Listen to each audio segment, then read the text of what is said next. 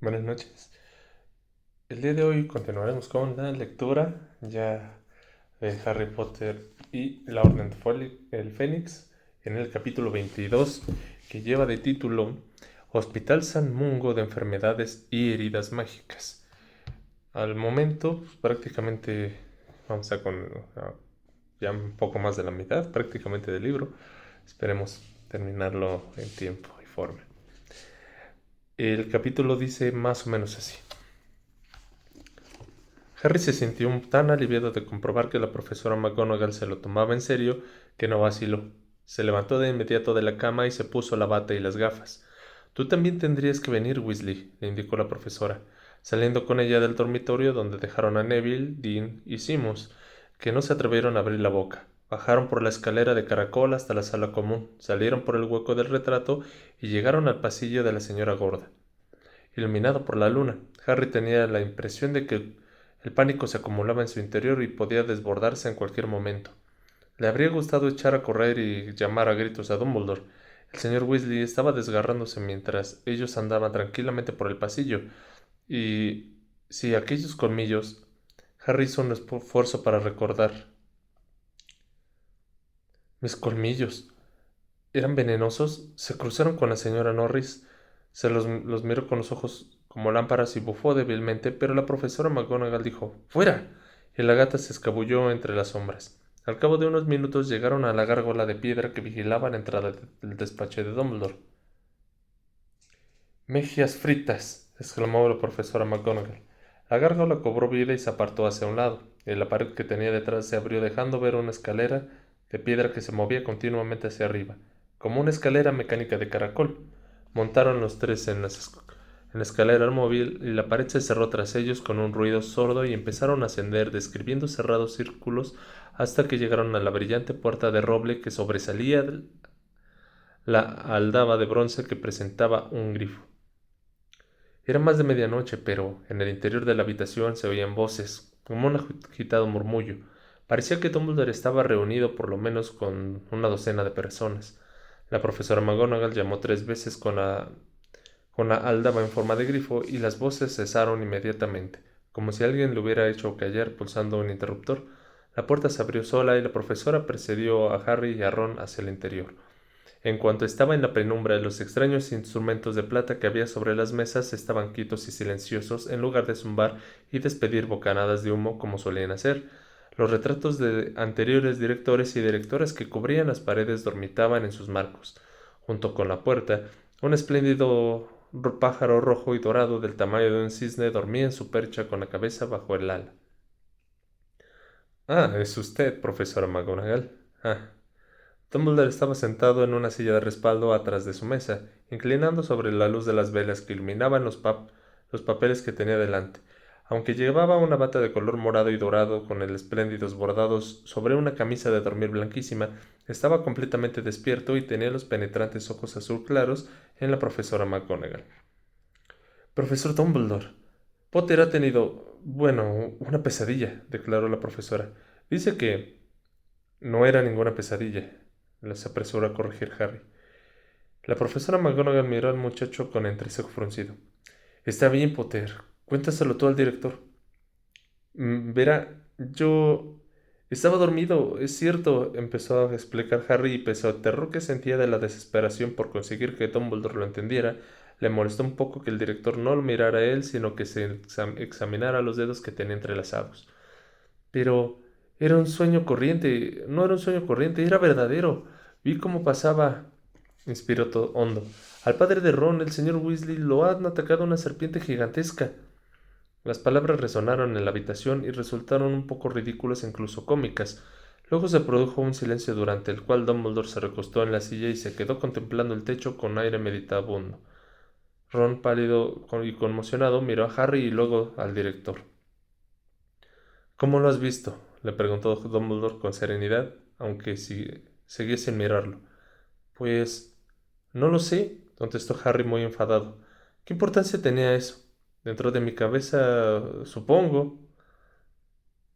No me has entendido, dijo Dumbledore con el mismo tono reposado. Me refiero a si recuerdas en dónde estaba situado cuando presenciaste el ataque. ¿Estabas de pie junto a la víctima o contemplabas la escena desde arriba? Aquella era una pregunta tan curiosa que Harry se quedó observando al director con boca abierta. Era como si él supiera. Yo era la serpiente, afirmó. Lo vi todo desde la posesión de la serpiente. Hubo un nuevo momento de silencio. Entonces Dumbledore, sin mirar a Ron, que todavía estaba blanco como la cera, preguntó en un tono de voz diferente, más brusco. ¿Está Arthur gravemente herido? Sí, contestó Harry categóricamente. ¿Cómo podían ser todos tan duros de mollera? No sabían lo que podía llegar a sangrar la persona cuando unos colmillos de ese tamaño le perforaran el costado. ¿Y por qué no tenía Dumbledore la cortesía de mirarlo acá a la cara? Pero entonces el director se puso de pie tan deprisa que Harry se sobresaltó y se dirigió a uno de los viejos retratos que estaba colgado muy cerca del techo. Everard, dijo enérgicamente. Y tú también, Dillis.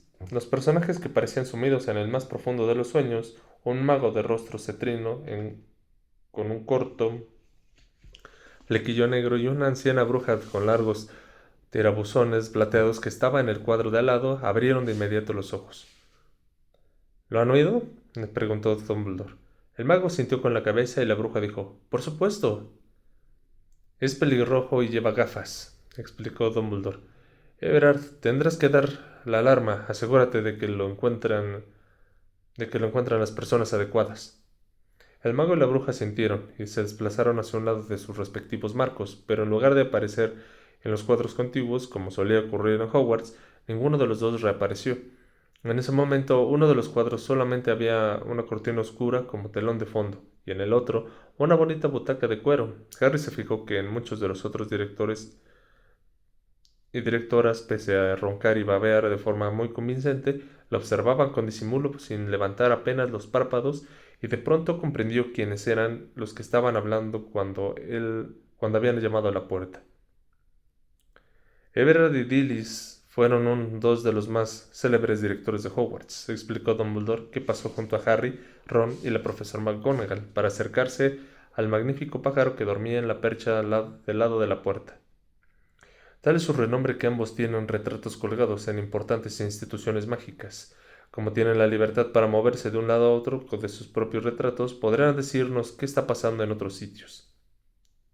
Pero el señor Weasley podría estar en cualquier parte, exclamó Harry. Sentados los tres, por favor, dijo Dumbledore, ignorando por completo el comentario del chico. Everard y Tillis quizá tarden unos minutos en regresar. Profesora McGonagall, ¿quiere acercar unas sillas? La profesora McGonagall sacó la varita mágica del bolsillo de la bata y la agitó.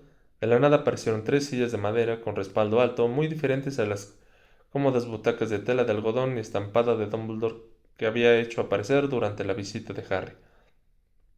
Este se sentó, pero giró la cabeza para mirar a Dumbledore. El director acariciaba con un dedo las doradas plumas de la cabeza de Fox. Y el Fénix despertó al momento. Levantó su hermosa cabeza y miró a Dumbledore con sus ojos brillantes y oscuros. Necesitaremos que nos avises, le dijo Dumbledore en voz baja al pájaro. Hubo un fogonazo y el Fénix desapareció. Entonces Dumbledore se inclinó sobre uno de aquellos frágiles instrumentos de plata cuya función Harry nunca había conocido. Lo llevó a su mesa, se sentó de cara a sus visitantes y dio unos golpecitos en él con la punta de la varita. El instrumento cobró vida por inmediato y empezó a emitir unos rítmicos tintineos. Por el minúsculo tubo de plata que tenía en la parte superior empezaron a salir pequeñas bocanadas de un tenue humo verde. Dumbledore lo observaba atentamente con la frente arrugada. Tras unos segundos, las pequeñas bocanadas se convirtieron en un chorro de humo cada vez más denso que formaba espirales en el aire. Luego, en el extremo se formó una cabeza de serpiente que abría mucho la boca. Harry se preguntó si en aquel instrumento estaría confirmando su historia. Miró con avidez a Dumbledore en busca de alguna señal de que estaba en lo cierto, pero el director no levantó la cabeza. Naturalmente, naturalmente, murmuró Dumbledore, al parecer para sí, sin dejar de observar el chorro de humo y sin dar la más leve seña de sorpresa. Pero dividido en esencia. Para Harry aquella pregunta no tenía ni pies ni cabeza. Sin embargo, la serpiente de humo se dividió al instante en 2 serpientes, y ambas siguieron enroscándose y ondulando en la penumbra. Con gesto de amargura satisfacción, Dumbledore dio otro golpecito al instrumento con la varita, entonces tintineó. El tintineo fue cesado hasta apagarse, y las serpientes de humo quedaron reducidas a una neblina informe que acabó esfumándose, desapareciendo por completo. Dumbledore volvió a dejar el instrumento encima de la mesita de finas patas. Harry percibió que era observado por muchos de los directores de los retratos. Entonces, estos, al darse cuenta de que Harry estaba mirándolos, volvieron a hacerse los dormidos. El chico quería preguntar para qué serviría aquel extraño instrumento de plata, pero antes de que pudiera plantearlo, se oyó un grito en lo alto de la pared. A su derecha, Everard había vuelto a su retrato, jadeando ligeramente. «Dumbledore». «¿Qué ha pasado?», preguntó éste enseguida. «Grité hasta que alguien llegó corriendo», contó el mago secándose la frente con la cortina que tenía detrás. «Y le dije que había oído algo que se movía abajo. No estaban seguros si debía creerme, pero fueron a comprobarlo. Ya sabes que ahí abajo no hay retratos de los cuales pueda mirar. En fin, unos minutos más tarde lo subieron. No tiene buen aspecto, está cubierto de sangre. Corrí hasta el retrato del Frida Krag para verlo bien cuando se marchaban». «Muy bien», dijo Dumbledore, y Ron hizo un movimiento convulsivo. «Entonces supongo que Dillis lo habrá visto llegar». En unos momentos después, la bruja de los tirabuzones plateados apareció también en su retrato, se sentó tosiendo a su butaca y afirmó: «Sí, lo han llevado a San Mungo, Dumbledore. Han pasado por delante de mi retrato. Tienen mal aspecto». «Gracias», dijo el director, quien luego miró a la profesora McGonagall y añadió: «Minerva, necesito que vaya a despertar a los otros hijos de Weasley». «Ya, ahora mismo voy». La profesora McGonagall se dirigió rápidamente hacia la puerta y Harry miró de reojo a Ron, que parecía aterrado. «¿Y qué de Molly, Dumbledore?», preguntó la profesora deteniéndose frente a la puerta. «De eso se encargará Fox cuando haya terminado de vigilar si se acerca alguien», determinó Dumbledore. «Pero quizás lo sepa ya porque tiene un estupendo reloj». Harry comprendió que Dumbledore se refería al reloj que, en lugar de indicar la hora, indicaba el paradero y el estado de los diferentes miembros de la familia Weasley, y con una punzada de dolor pensó en la manecilla del señor Weasley, que estaría señalando el rótulo de peligro o de muerte. Pero era muy tarde. Seguramente la señora Weasley estaría durmiendo, y no mirando el reloj. Harry sintió un escalofrío al recordar cómo el bogar de la señora Weasley había adoptado la forma del cuerpo sin vida del señor Weasley, a quien se le había torcido las gafas por cuya cara resbalaba la sangre. Pero el señor Weasley no moriría. No podía morir. En ese momento Dumbledore hurgaba en un armario que Harry y Ron tenían detrás.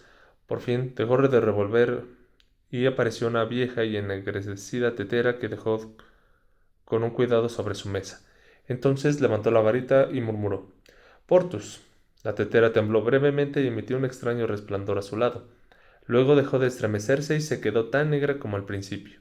Dumbledore se acercó al otro retrato, que presentaba a un mago con una pinta de listillo, con una barba puntiaguda, al que habían pintado vestido de verde y plata, los colores de Slytherin. Al parecer dormía tan profundamente que no oyó la voz de Dumbledore cuando éste intentó despertarlo.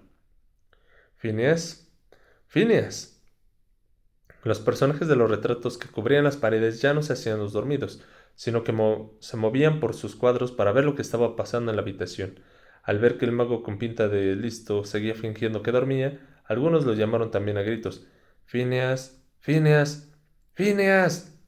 Como ya no podían disimularlo más, dio un exagerado brinco y abrió mucho los ojos. «¿Alguien me llama? Necesito que visites una vez más tu otro retrato, Phineas», le pidió Dumbledore. «Tengo un nuevo mensaje». «¿Visitar mi otro retrato?», repitió Phineas con voz aflautada, y dio un largo y falso bostezo mientras recorría la habitación con la mirada y se fijaba en Harry.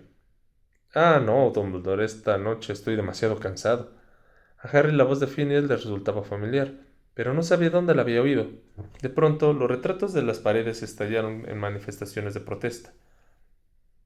«Insubordinación, señor», bramó un mago robusto de nariz encarnada, blandiendo los puños. «Negligencia en el cumplimiento del deber. Estamos moralmente obligados a prestar servicio al actual director de Hogwarts», gritó un anciano mago, de aspecto frágil, al que Harry identificó como el predecesor de Dumbledore, Armando Dippet. «Debería de darle vergüenza, Phineas». ¿Lo convenzo, Dumbledore?, insinuó una bruja de ojos penetrantes que levantó una varita inusualmente gruesa parecida a una vara para dar azotes. Está bien, cedió Phineas mirando con aprensión a la varita de la bruja. Aunque es posible que ya haya destrozado mi retrato, como lo ha hecho con los de la mayoría de la familia. Sirius sabe perfectamente que no tiene que destruir tu retrato, replicó Dumbledore, y de inmediato Harry supo que a dónde había oído la voz de Phineas. Era que era la que se oía que salía del cuadro en apariencia vacío que había en su dormitorio de Grimmauld Place. Tienes que decirle que Arthur Weasley está gravemente herido y que su esposa e hijos y Harry Potter llegarán en breve a su casa. ¿Has entendido? Arthur Weasley herido, esposa e hijos y Harry Potter, invitados, repitió Phineas con aburrimiento. Sí, sí, muy bien. Entonces se inclinó hacia un lado del retrato y desapareció a la vista del preciso instante en que la puerta del despacho volvió a abrirse.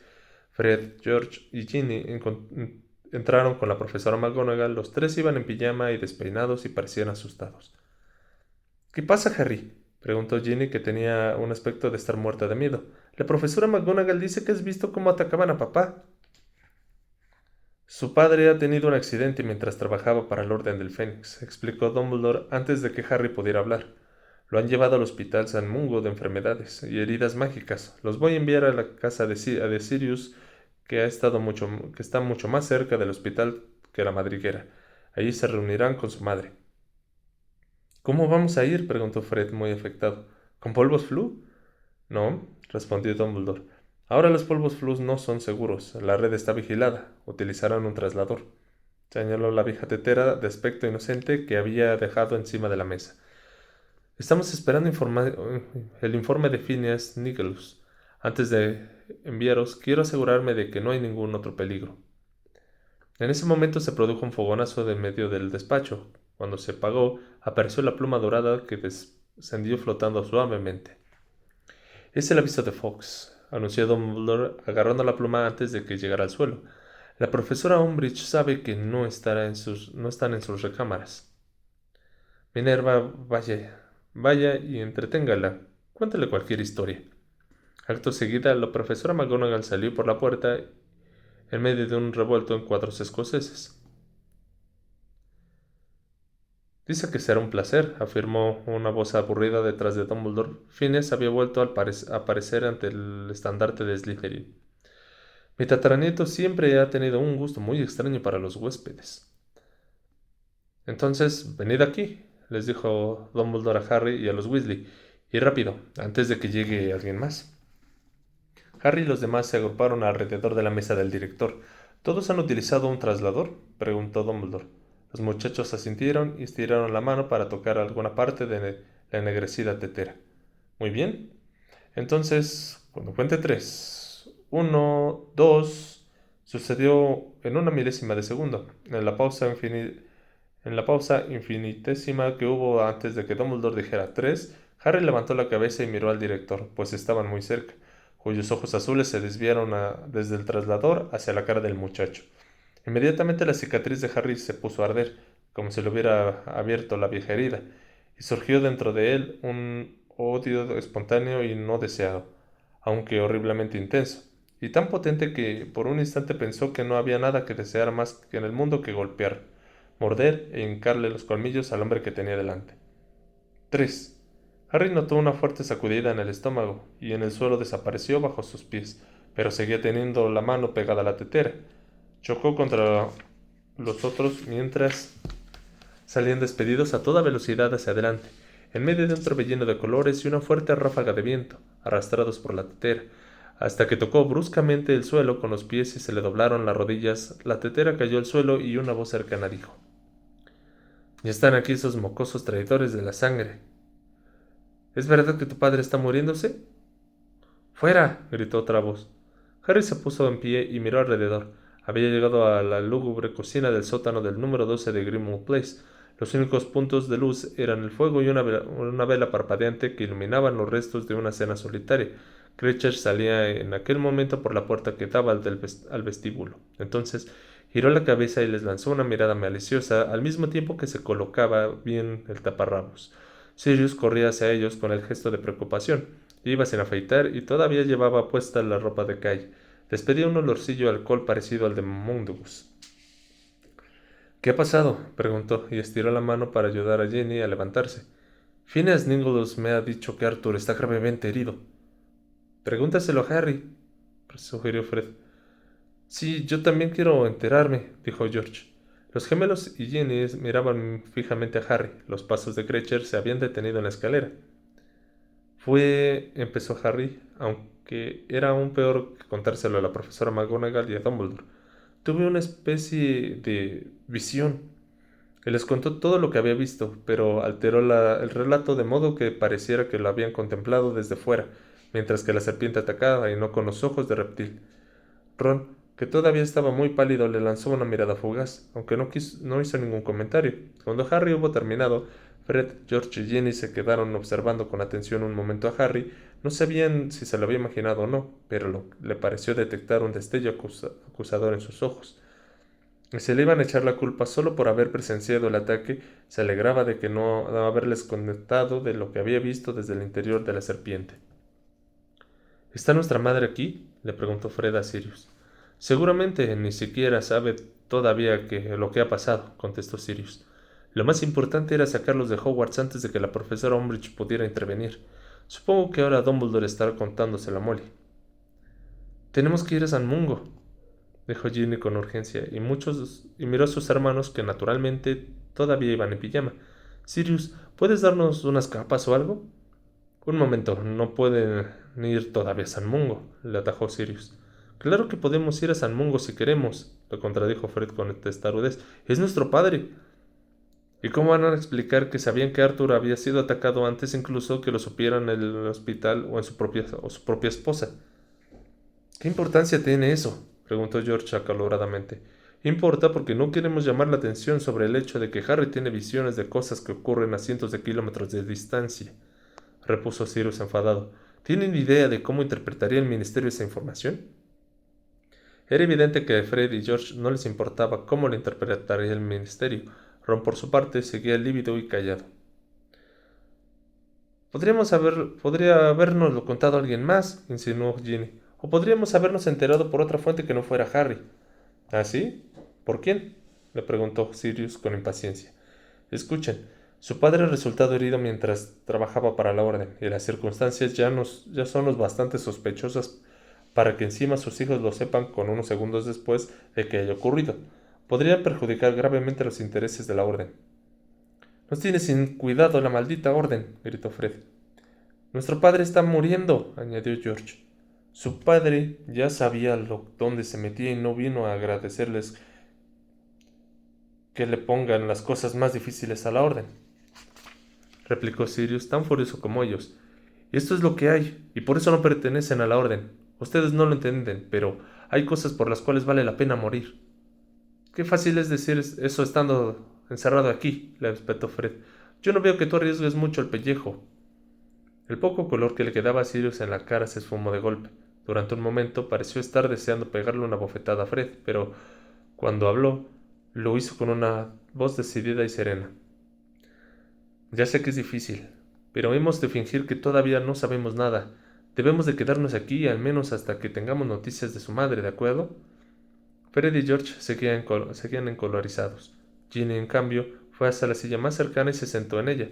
Harry miró a Ron, que hizo un movimiento extraño entre un gesto afirmativo con la cabeza y encogimiento de hombros, y los dos se sentaron también. Los gemelos miraron con odio a Sirius durante un minuto más. Luego se sentaron ambos al lado de Ginny. —Así me gusta —dijo Sirius alentándolos—. Bueno, vamos a beber algo mientras esperamos. Accio, cerveza de mantequilla. Levantó la varita mágica mientras pronunciaba aquellas palabras, y media docena de botellas salieron de la despensa y fueron volando hacia ellos. Se deslizaron por la mesa, esparciendo los restos de la cena de Sirius, y se detuvieron débilmente delante de cada uno de ellos. Todos bebieron, y durante un rato solo se oyeron un chisporroteo de fuego que la cocina y el ruido sordo de las botellas al dejarlas en la mesa. Harry solo bebía para tener algo que hacer con las manos. Por dentro notaba un horrible y abrasador y desbordante sentimiento de culpa. De no ser por él, no estarían ahí sino en la cama durmiendo. y no le serviría el consuelo recordar que, al dar la alarma, se habían asegurado de que encontrarían al señor Weasley, porque, para empezar, que tener en cuenta el detalle de que había sido él quien había atacado al señor Weasley. No seas estúpido, tú no tienes colmillos, se dijo, intentando conservar la calma, aunque le temblaba la mano con que sujetaba la botella de la cerveza de mantequilla. Tú estabas en la cama, no estabas atacando a nadie. Pero, entonces, ¿qué ha pasado en el despacho de Dumbledore? Se preguntó. Sentí como si quisiera atacarlo también a él. Dejó la botella sobre la mesa con un golpe inesperado y fuerte, y la botella se volcó, pero nadie se dio cuenta. Entonces se produjo un fogonazo en el aire que iluminó los platos sucios que tenían delante. Mientras gritaban desconcertados, un rollo de pergamino cayó con un ruido sordo sobre la mesa, acompañado de una pluma de cola de fénix. Fox, exclamó Sirius de inmediato, y agarró el pergamino. Esta no es la letra de Dumbledore. Debe ser un mensaje de su madre. Tomen. Le puso la carta en la mano a George, que la abrió con rapidez y leyó en voz alta. Papá todavía está vivo. Salgo ahora para San Mungo. Quédense donde están. Les enviaré noticias cuando pueda, mamá. George miró alrededor de la mesa. Todavía está vivo, repitió lentamente. Pero eso suena como si... No tuvo que terminar la frase para que Harry también sonaba como si el señor Weasley estuviera debatiéndose entre la vida y la muerte. Ron, aún asombrosamente pálido, se quedó mirando el dorso de la carta de su madre como si fuera a aparecer unas palabras de consuelo para él. Fred le arrancó la hoja del pergamino a George y volvió a leer la carta. Luego miró a Harry, que notó que volvía a temblarle la mano sobre la botella de cerveza de mantequilla, y la sujetó más fuerte para detener el temblor. Harry no recordaba que ninguna otra noche se le hubiera hecho tan larga como aquella. Sirius propuso una vez, aunque sin mucha convicción, que fueran a acostarse. Pero las miradas de repugnancia de los Weasley fueron suficiente respuesta. Se quedaron sentados en el silencio alrededor de la mesa, observando cómo la mecha de la vela se hundía más y más en aquella cera líquida. De cuando en cuando se llevaban una botella a los labios, y solamente hablaban para controlar la hora, para preguntarse en voz alta qué estaría pasando o para tranquilizarse los unos a los otros, diciéndose que si había malas noticias lo sabrían enseguida, porque la señora Weasley ya debería de haber llegado a San Mungo. Fred se quedó dormido con la cabeza colgando sobre un hombro. Ginny estaba acurrucada como un gato en su silla, pero tenía los ojos abiertos. Harry veía la luz del fuego en la chimenea reflejada en ellos, y Ron permanecía sentado con la cabeza apoyada en las manos, aunque era imposible saber si estaba dormido o despierto. Harry y Sirius se miraban de vez en cuando como dos intrusos en medio del dolor de una familia, esperando y esperando. A las 5:10 de la mañana, según el reloj de Ron, se abrió la puerta de la cocina y por ella entró la señora Weasley. Estaba extremadamente pálida, pero cuando todos se volvieron para mirarla, Fred, Ron, Harry saltaron casi de sus sillas y ella forzó una frágil sonrisa. Se pondrá bien, afirmó con una débil voz que denotaba cansancio. Ahora duerme. Más tarde podremos ir a verlo. Bill se ha tomado la mañana libre y está haciéndole compañía. Fred se desplomó en la silla y se tapó la cara con las manos. George y Ginny se pusieron de pie, fueron corriendo hacia su madre y la abrazaron. Ron soltó una risotada temblorosa y se terminó la cerveza de mantequilla de un solo trago. —A desayunar —dijo Sirius en voz alta con regocijo mientras se levantaba. —¿Dónde está ese maldito elfo doméstico, Cretcher? Pero Cretcher no acudió el llamado. —Bueno, da lo mismo —murmuró, y se puso a contar a las 7 personas que tenía delante. A ver, desayuno para 7, huevos con tocino, supongo, un poco de té, pan tostado. Harry fue rápidamente hacia los fogones para ayudar. No quería inmiscuirse en la felicidad de sus amigos, y temía el momento en que la señora Weasley le pidiese que le relatara su visión. Sin embargo, cuando acababa de agarrar unos platos del aparador, la señora Weasley se los quitó de las manos y lo abrazó. No quiero ni pensar qué habría pasado si no llega a ser por ti, Harry, dijo con voz apagada. Quizá hubieran tardado horas en encontrar a Arthur y entonces habría sido demasiado tarde. Pero gracias a ti, él está vivo y Dumbledore se ha podido inventar un buen pretexto para explicar que estuvieran en donde estaba. No te puedes imaginar los problemas que habría tenido de no ser así. Mira lo que ha ocurrido al pobre de Sturgis. Harry se sentía abrumadísimo por la gratitud de la señora Weasley, pero por suerte ella lo soltó enseguida. Entonces la mujer se volvió hacia Sirius y le dio las gracias por haber cuidado de los niños aquella noche. Él contestó que estaba encantado por haber podido ayudar y que esperaba que se quedara todos ahí mientras el señor Weasley estuviera internado en el hospital. Oh, Sirius, te lo agradezco mucho, pero dicen que tendrá que quedarse un tiempo y sería maravilloso estar cerca de él, aunque eso quizás significa que tengamos que pasar las navidades aquí. Cuantos más mejor, exclamó Sirius con una sinceridad tan evidente que la señora Weasley lo miró sonriendo, luego se puso un delantal y empezó a ayudar a preparar el desayuno. Sirius, dijo Harry en voz baja porque ya no podía aguantar ni un minuto más. ¿Podemos hablar un momento en privado, ahora? Fue hacia la oscura despensa y Sirius lo siguió. Harry, sin más preámbulos, le contó a su padrino todos los detalles de la visión que había tenido, incluido el hecho de que él era una serpiente que había atacado al señor Weasley. Cuando hizo una pausa para tomar aliento, Sirius le preguntó: ¿Se lo has contado a Dumbledore? Sí, contestó Harry impaciente. Pero él no me ha explicado qué significa. Bueno, la verdad es que ya no me explica nada. Estoy seguro de que si hubiera algo en lo que preocuparse te lo habría dicho, afirmó Sirius con determinación. Pero no se trata solo de eso, Sirius, Creo que estoy volviéndome loco. En el despacho de Dumbledore, justo antes de que tomáramos el traslador, durante un par de segundos me pareció que yo era una serpiente. Me sentía como una serpiente. Me dolió muchísimo la cicatriz cuando miré a Dumbledore. Quería atacarlo, Sirius. Harry solo veía una parte de la cara de su padrino. El resto quedaba en las sombras. Debió ser una secuela de la visión, nada más, opinó Sirius. ¿Todavía estás pensando en el sueño o lo que fuera y... No era eso. Lo atajó Harry y negó con la cabeza. Fue como si algo brotara en mi interior, como si hubiera una serpiente dentro de mí. Necesitas dormir, aseguró Sirius con firmeza. Desayunarás, subirás a acostarte y después de comer podrás ir con los demás a ver a Arthur. Has sufrido una conmoción, Harry. Te culpas por algo que solo has presenciado y que es una gran suerte que lo presenciaras, porque si no, Arthur podría haber muerto. Deja ya de preocuparte. Y entonces le dio una palmada en el hombro y salió de la despensa, dejándolo solo en la oscuridad.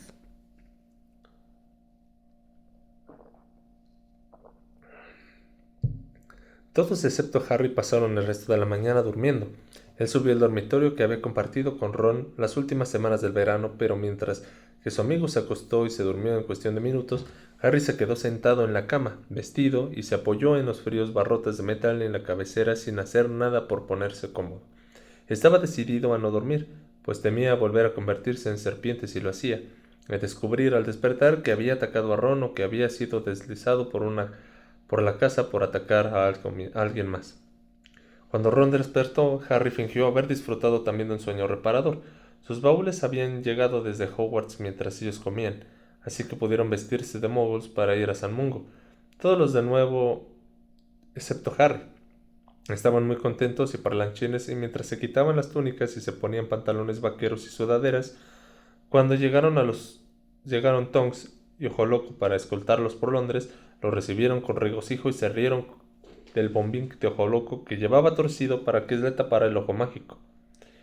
Y le aseguraron sinceramente que Tonks, que volvía a llevar el cabello muy corto y de color rosa chillón, llamaría la atención en el metro menos que él. Tonks mostró un gran interés por la visión de Harry del ataque que había sufrido el señor Weasley, pero a él no le interesaba hablar sobre eso ni lo más mínimo. ¿En tu familia no hay antepasados videntes, verdad?, inquirió con curiosidad cuando se sentaron juntos en el tren que traqueteaba hacia el centro de la ciudad. No, contestó Harry y se acordó de la profesora Trelawney y se sintió insultado. No, repitió Tonks pensativa.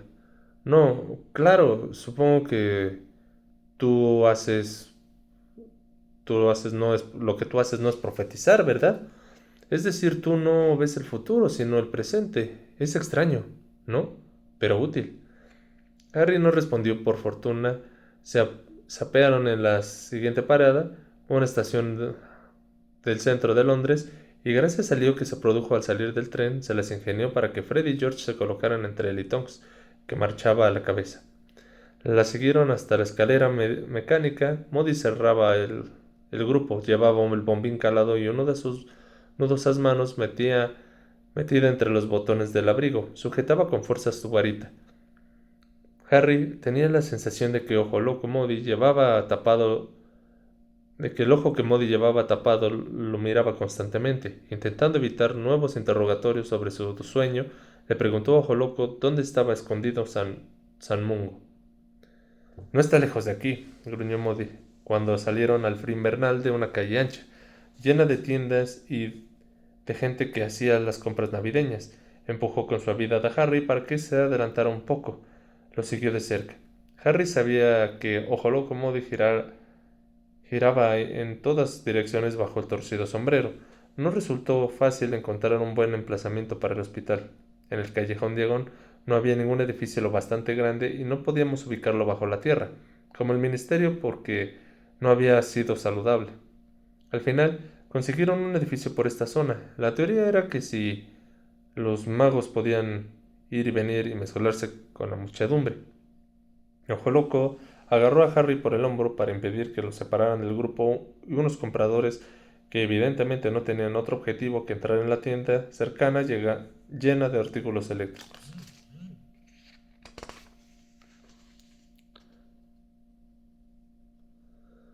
Ya estamos, anunció Modi un momento más tarde.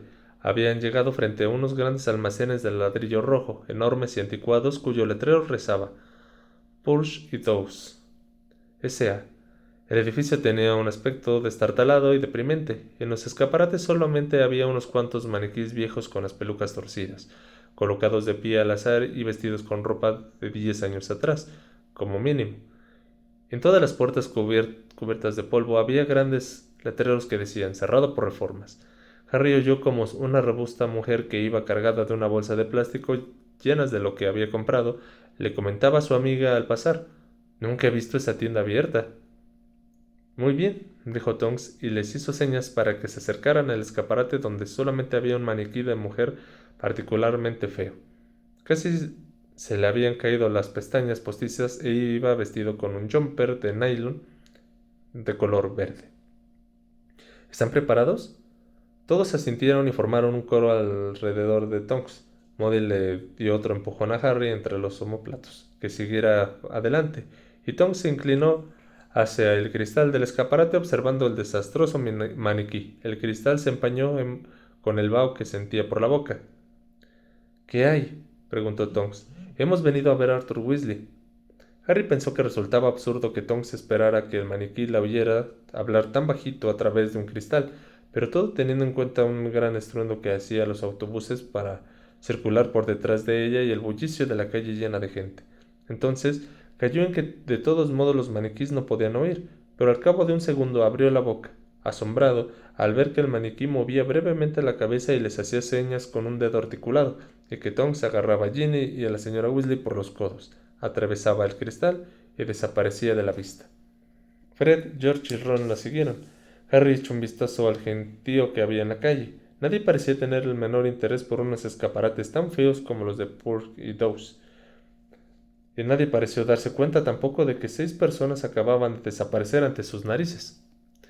«Vamos», gruñó Modi y le dio otro empujón en la espalda. Juntos atravesaron una especie de cortina de agua fría y salieron secos y calentitos al otro lado. No había ni rastro de aquel lamentable maniquí ni del sitio que habían estado momentos antes. Se encontraron en lo que parecía una abarrotada sala de recepción, donde varias hileras de magos y brujas estaban sentados en vencijadas sillas de madera.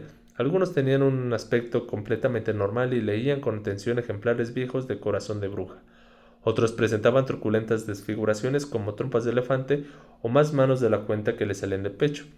La sala no estaba mucho más tranquila que la calle porque varios pacientes hacían ruidos extraños. Una bruja de cara sudorosa que estaba sentada en el centro de la primera fila y se abanicaba con fuerza con un ejemplar del profeta. Soltaba constantemente un silbido agudo mientras expulsaba vapor por la boca. Y un mago mugriento sentado en un rincón producía un tañido semejante al de una campana cada vez que se movía. Con cada tañido, la cabeza le vibraba un poco más de una manera espantosa y tenía que sujetársela por las orejas para que estuviera quieta. Unos magos y algunas brujas ataviados con túnicas de color verde lima se paseaban por las hileras de pacientes haciendo preguntas y tomando notas en pergaminos que llevaban agarrados por unos sujetapapeles, como los de la profesora Umbridge. Harry se fijó en el emblema que llevaba bordado en el pecho, una varita mágica y un hueso cruzados. ¿Son médicos?, le preguntó a Ron en voz baja. ¿Médicos?, repitió Ron con asombro. ¿Esos moguls chiflados que cortan a la gente en pedazos? No, son sanadores.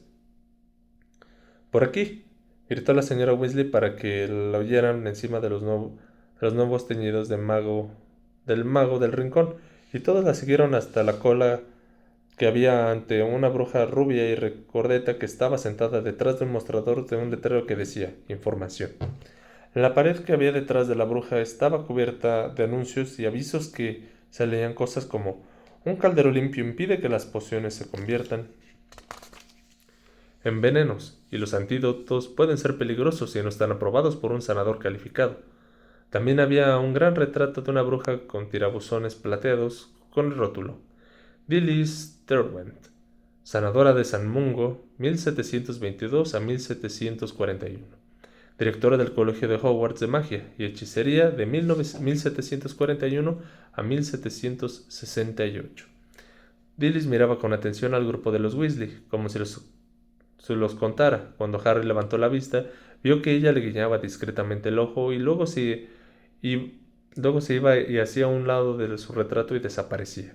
Entretanto, en la cabecera de la cola un joven mago interpretaba una extraña danza e intentaba, entre gritos de dolor, explicar el apuro en que se encontraba la bruja que había detrás del mostrador.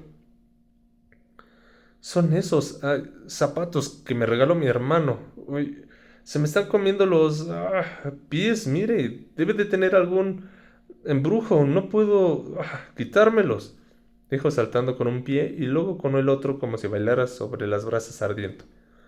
Los zapatos no le impiden leer, ¿verdad?, dijo la bruja rubia señalando con fastidio un gran letrero que había a la izquierda de su mostrador. Tiene que dirigirse a daños provocados por hechizos. Cuarta planta, como indica el directorio. El siguiente. El mago se apareció cojeando y brincando, y el mago se apartó cojeando y brincando, y el grupo de los Weasley se acercó al mostrador. Harry leyó el directorio. Accidentes provocados por artefactos. Primera planta baja. Explosiones de calderos, detonaciones de varitas, accidentes en escoba. Heridas provocadas por criaturas. Primera planta. Mordeduras, picaduras, quemaduras, espinas clavadas, etc.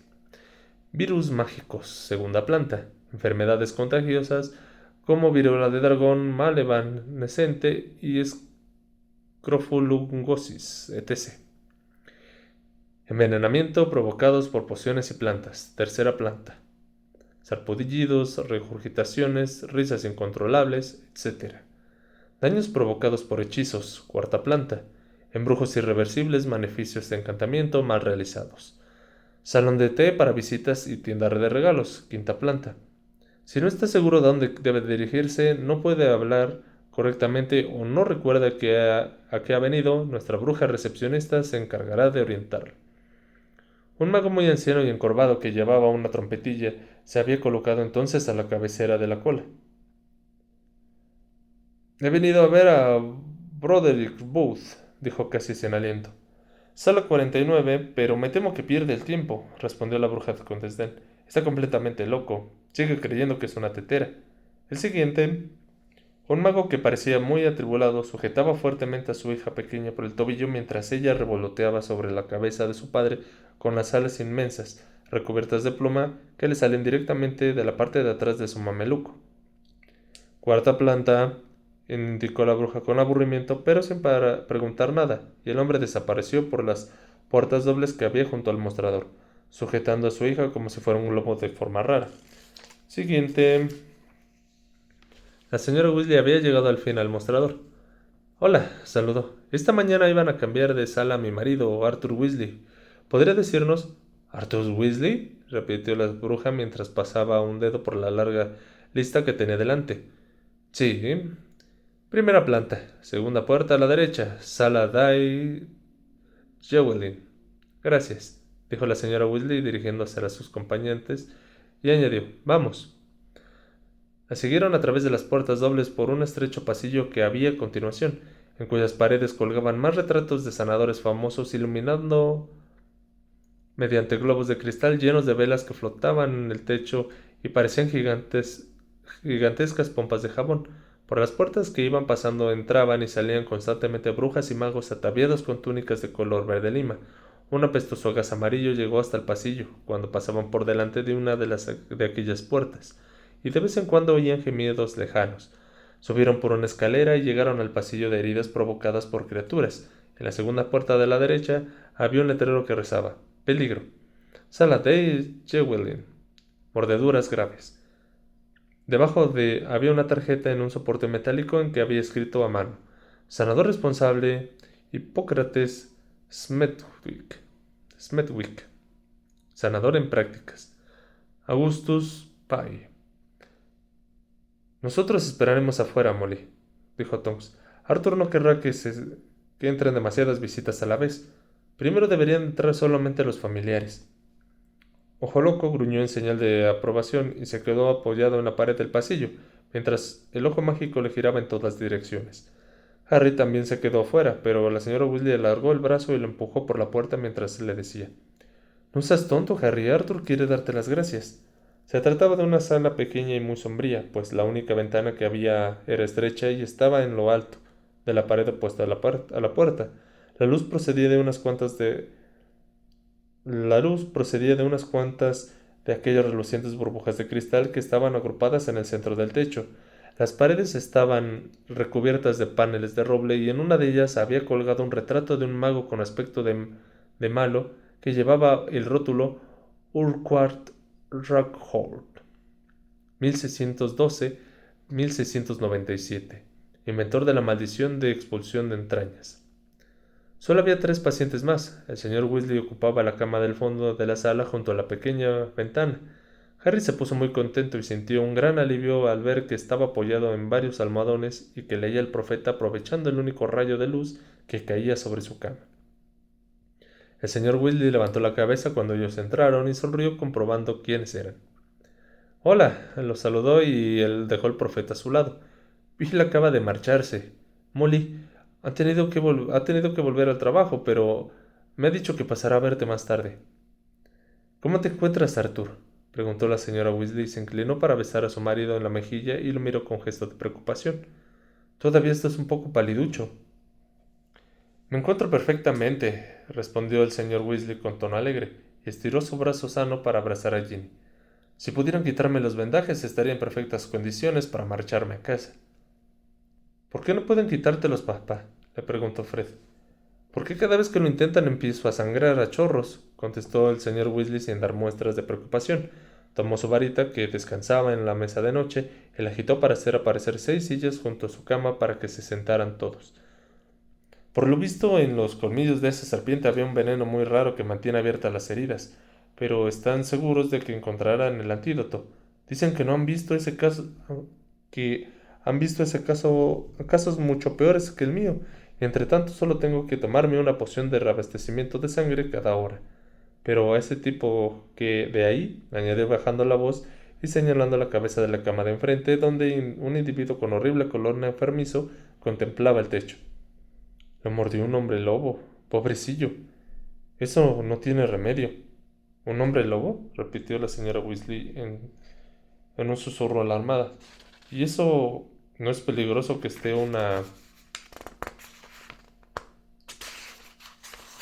en una sala compartida? ¿No debería de estar en una habitación privada? Todavía faltan 2 semanas para que haya luna llena, le recordó el señor Weasley en voz baja. Esta mañana los sanadores han estado hablando con él y han intentado convencerlo de que podrá llevar una vida casi normal. Yo le he dicho sin mencionar nombres, por supuesto, que conozco personalmente a un hombre lobo, un tipo muy agradable que se las ingenia muy bien. ¿Y qué ha contestado él? Le preguntó George. Me ha respondido que si no me callaba me mordería, repuso el señor Weasley con pesar. ¿Y esa mujer de ahí? Añadió señalando a la otra cama. La otra cama ocupada que estaba junto a la puerta. Se niega a decirles a los sanadores que el bicho la mordió, lo cual nos indica que no debió ser algo que manejaba ilegalmente. Fuera lo que fuese, se llevó un buen pedazo de pierna y cuando le retiraron los vendajes huele a que apesta. Bueno, papá, ¿vas a contarnos lo que pasó o no? Le preguntó Fred, acercándose más la silla a la cama. Pero si ya lo sabe, ¿no? Repuso el señor Weasley y miró con una elocuente sonrisa a Harry. Es muy sencillo, como había tenido un día muy duro, me quedé dormido. Ese bicho se me acercó sigilosamente y me mordió. ¿Sale tu caso en el Profeta? Le preguntó Fred, señalando el periódico del señor Weasley que había dejado a un lado. No, claro que no, respondió su padre con una sonrisa un tanto amarga. El ministerio no quiere que nadie sepa que una enorme y asquerosa serpiente me ha ¿Arthur? Le previno la señora Weasley. Me ha jorobado. Terminó el señor Weasley atropelladamente, aunque Harry estaba convencido de que no era eso lo que iba a decir. ¿Y dónde estabas cuando ocurrió, papá? Le preguntó George. Eso es asunto mío, le respondió el señor Weasley, pero reprimió una sonrisa. Luego tomó el profeta, volvió a abrirlo y dijo: Cuando han llegado estaba leyendo el artículo sobre la detención de Willy Windersins. Sabía que ha resultado que Willy ha estado detrás de esos inodoros regurgitantes que me tuvieron de cabeza durante el verano. Uno de los embrujos le salió mal. El inodoro explotó y lo encontraron inconsciente en el suelo, entre los escombros cubiertos de pies a cabeza. Cuando dices que estabas de guardia, lo interrumpió Fred hablando en voz baja. ¿Qué hacías exactamente? Ya lo has oído de tu padre, intervino la señora Weasley. Eso no es algo de lo que debamos hablar aquí. Sigue con lo de Willy Windersins, Arthur. Bueno, no me preguntan cómo, pero el caso es que se salvó de lo que lo acusaron por los inodoros, explicó el señor Weasley con gravedad. Me imagino que debió sobornar a alguien. ¿Estabas vigilando la verdad? Insistió George con voz quedada. El arma, eso que busca quien tú sabes, ¿no? Cállate, George, respetó su madre. Pues bien, prosiguió el señor Weasley subiendo la voz.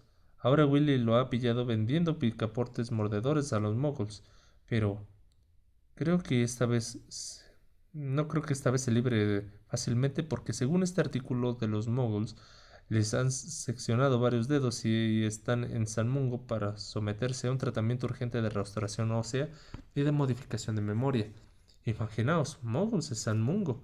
Me encantaría saber en qué sala los tienen. Miró con avidez a su alrededor, como si tuviera una esperanza de ver un letrero que lo indicara. ¿No dijiste que quien tú sabes tiene una serpiente, Harry? Preguntó Fred mirando a su padre para ver cómo reaccionaba. Una serpiente enorme. La viste la noche del regreso, ¿no?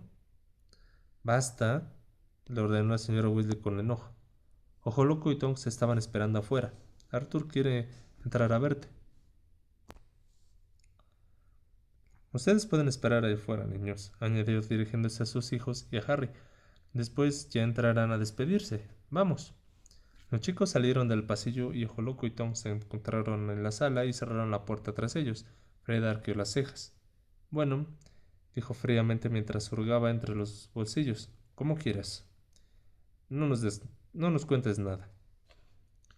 ¿Buscas esto? Le preguntó George, que tenía en la mano una cosa que parecía una maraña de cuerdas de color carne. Me has leído el pensamiento, comentó su hermano con una sonrisa. Vamos a ver si el San Mungo pone encantamientos de impasibilidad a las puertas de las salas, ¿de acuerdo? Los gemelos desenredaron la cuerda y separaron 5 orejas extensibles y les repartieron. Harry vaciló antes de tomar una. Vamos, Harry, tómala. Le has salvado la vida a nuestro padre. Si alguien tiene derecho a espiarlo, eres tú. Sonriendo a su pesar, Harry agarró el extremo de la cuerda y se lo metió en la oreja como había hecho los gemelos. Adelante, susurró Fred. Las cuerdas de color carne empezaron a retorcerse como largos y delgados gusanos que se colaron por debajo de la puerta. Al principio, Harry no oía nada, entonces se sobresaltó al oír a Tonks, que susurraba con tanta claridad como si estuviera a su lado. Registraron toda la zona, pero no se encontraron la serpiente por ninguna parte. Es como si se hubiera esfumado después de atacarte, Arthur. Pero me extraña quien tú sabes confiara en una serpiente para que lograra entrar, ¿no? Supongo que la enviará como vigía, gruñó Moody, porque hasta ahora no ha tenido mucha suerte, ¿verdad? No, creo que intentaba hacerse de una idea más clara de qué es aquello de lo que se enfrenta. Y si Arthur no hubiera estado ahí, la bestia habría tenido mucho más tiempo para curiosear, y Potter dice que vio cómo ocurría todo. Sí, confirmó la señora Weasley. Su voz transmitía inquietud. Y tengo la impresión de que Dumbledore estaba casi esperando que Harry viera algo así. Sí, bueno, repuso Modi. Hay algo raro en este muchacho, eso lo sabemos todos. Dumbledore parecía preocupado por Harry cuando hablé con él esta semana, añadió la señora Weasley en un susurro. Claro que está preocupado, gruñó Modi. Potter ve cosas desde el interior de la serpiente de quien ustedes saben. Evidentemente el chico no se da cuenta de lo que eso significa, pero sí quien ustedes saben está poseyéndolo. Harry se sacó la oreja extensible de la suya, el corazón le latía muy deprisa y le ardía la cara. Miró a los demás, todos lo observaron con las cuerdas colgando de las orejas y un aspecto muy asustado. Fin del capítulo 22. De antemano, gente, les agradezco que hayan estado el día de hoy en la lectura. Tuvimos también por causas de fuerza mayor, realizar el cambio del lugar donde estábamos grabando, pero espero que se haya escuchado al final de igual manera. Les agradezco mucho que estén aquí, que sigan escuchando y continuaremos el día de mañana. Buenas noches.